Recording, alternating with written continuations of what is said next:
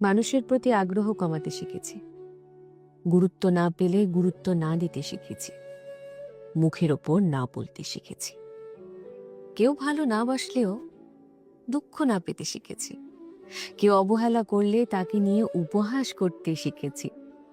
মিথ্যে বলছি জেনেও মিথ্যেটাকে সত্যের মতন করে শুনতে শিখেছি। কেউ অপমান করলে তার দরজায় কড়া না নাড়তে শিখেছি। নিজের ভালো থাকার জন্য রোজ এত কিছু শিখেছি।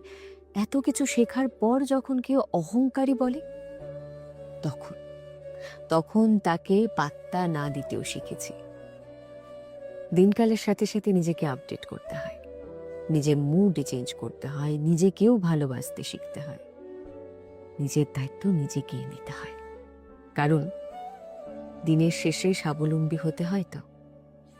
কে কি ভাবলো, কে কি বললো, এর থেকেও বড় কথা হচ্ছে আমি ভালো আছি কিনা এই প্রশ্নটা নিজেকে জিজ্ঞেস করা। আর যদি উত্তরে আসে যে হ্যাঁ ভালো আছি, তাহলে আপনি ঠিক যেমনটি চলছেন তেমনি চলতে থাকুন। আর যদি উত্তরে আসে যে না ভালো নেই, তখন নিজেকে একটুখানি আপডেট করতে হবে।